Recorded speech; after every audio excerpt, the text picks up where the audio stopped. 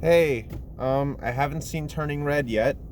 I will eventually because I had to leave town for a family thing, so I wasn't able to see Turning Red. But I just got back yesterday, and today I figured why don't I go see X, the new horror film? Um, it's the latest and greatest horror movie starring a bunch of people, Mia Goth and Jenna Ortega.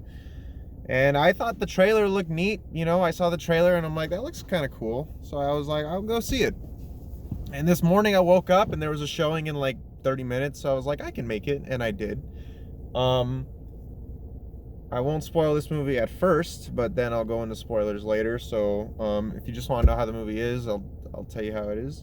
Um, so I thought the trailer for this movie looked really cool. I saw the trailer like twice, I think, in a theater before I saw other movies. I'm like, that looks interesting. I'll go see it. And at one point in the movie, the house lights turned on, and they were on for like 2 minutes, and I was like, what just happened? Um, and then they turned back off, so everything was fine, but it was just weird. I was just like, okay.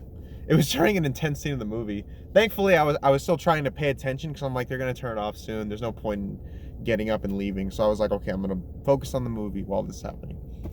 Um, and I'm glad I stayed for after the credits because kind of like Spider-Man, there was a Doctor Strange trailer. At the end of this movie, there's a trailer for a prequel film that's going to come out, and I'll probably go see that too, just to say, hey, I know all about the X lore. So if you don't know what this movie's about this film crew. They go to I was gonna say abandoned, but it's not abandoned. They go to a ranch owned by an elderly couple, and they're there to shoot an adult film, a porno. However, this isn't just any kind of porno. This is artistic porn. This is top of the line uh, porn. um, but yeah, that's the plot of the movie. These filmmakers, they go to shoot a porno, and sooner or later they realize that they probably made a mistake. Um, Tell you what, this movie convinced me to not ever make a movie shot in a farm run by old people. I'm not gonna do that. But anyways, I thought this movie was okay. I didn't think it was great. I thought it started out really. I'll give the movie this.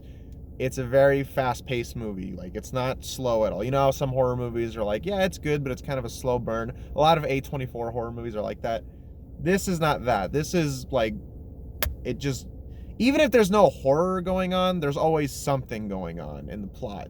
And the characters in this movie, I wouldn't say I was attached to any of them. Like, I didn't like care about any of them, but they were entertaining. Especially I'm sorry, I don't know any of the actors' names. I apologize, but yeah, the blonde girl was really funny. This is actually a pretty, like, not bad, like, horror comedy. Like, there were a lot of laughs. Like, a lot of my theater was like, you can tell they were having a lot of fun watching this movie, and I was too.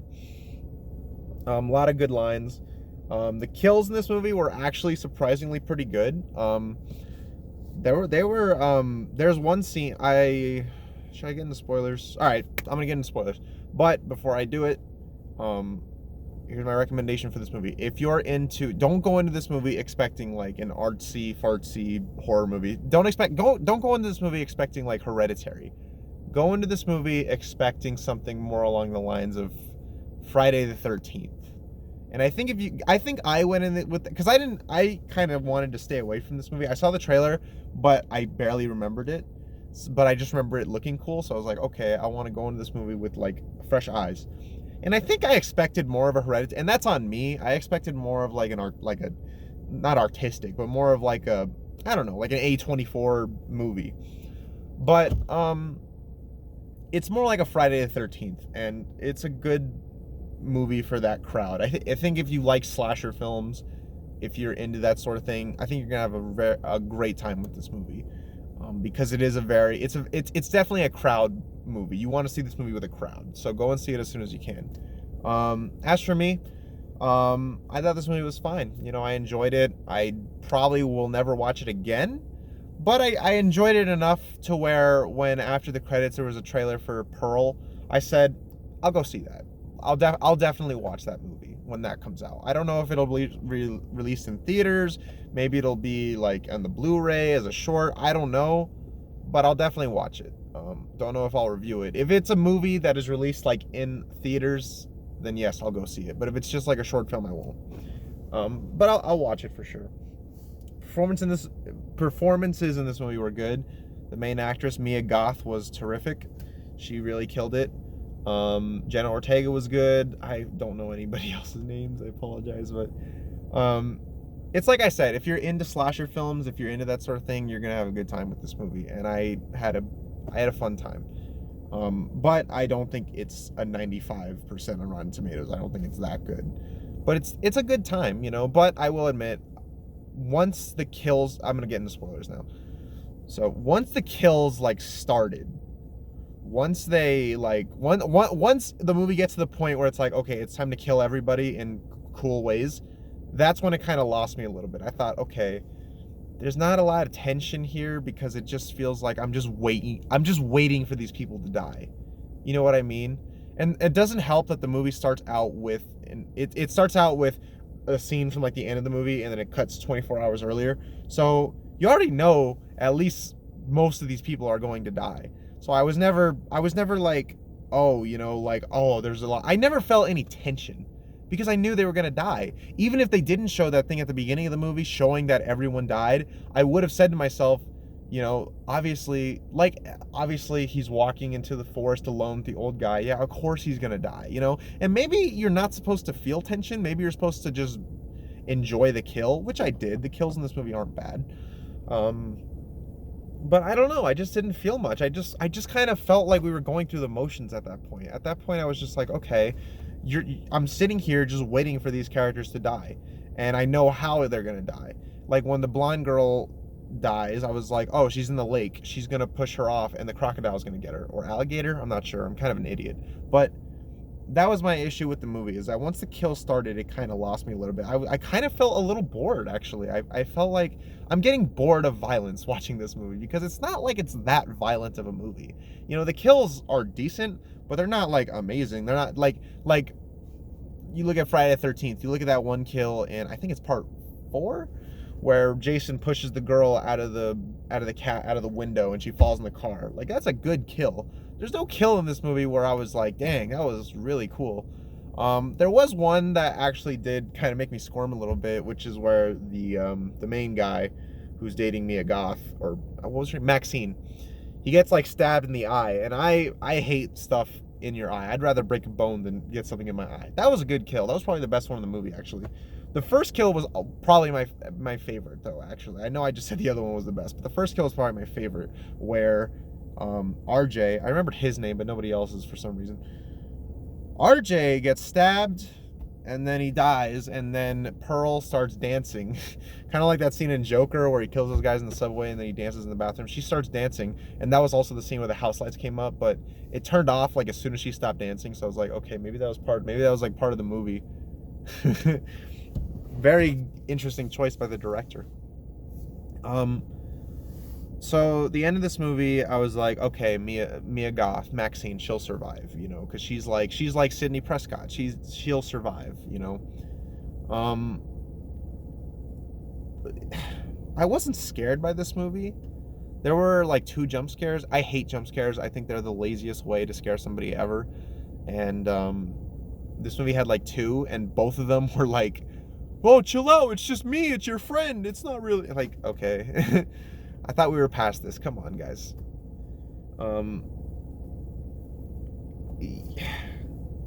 What else is there to say about the movie? I mentioned the movie's funny. It's a funny movie. There's a lot of funny lines, and the crowd I was with, they were laughing a lot, and I could tell that they were really liking this movie, and good for them. I don't want to seem like I'm above this, like, oh, slasher movies, that's below me. I enjoy a good slasher movie, you know. I enjoy the Scream movies. I think the Scream movies are great. You know, I like Friday the 13th. I like these movies. So I went into this movie kind of expecting more of a Hereditary, and I got more of a Friday the 13th, and I knew it was a slasher, obviously, and yeah, that's what it is. It's a slasher film. If you're into that sort of thing, go see it. If you're not, don't. If you're into more like It Follows, Babadook crap, you know, I like those movies. Not gonna lie, I wasn't really a big fan of It Follows, maybe because I'm not smart enough for it. But if you're into slasher films, you're really gonna get a lot out of this movie, so I would definitely recommend it. As for me, I enjoyed it. I'll watch the prequel movie Pearl. I like this movie fine. I'm gonna give it it's a 6 out of 10, and it's a YMS 6 out of 10 where you're like, yeah, it's good. 6 or 7, I would say. It's an enjoyable film. I guess I just feel a lot of disappointment with it because I guess I expected more. Other than Maxine, who I'm not gonna act like she's an amazing character, she's fine, you know. I was mildly happy when she made it out okay, but if she died, would I have been sad? Nah. Whereas you compare her to a character like Sidney Prescott. Sidney Prescott I root for. Even in the first one, I rooted for Sidney Prescott and I wanted her to get out okay. And I was happy when she did. Whereas with this, I was like, oh, cool, she's alive. But I am looking forward to Pearl because Mia Goth is going to play a younger Pearl, which is pretty cool to me. I thought the villains in this movie were basically like the Bakers from Resident Evil 7 or the family from Texas Chainsaw Massacre. They were cool. You know, they were solid villains. I thought the old lady was a really interesting character because her motivations were like I've never seen that before. I thought it was a really interesting character, and I actually am looking forward to learning more about her in Pearl.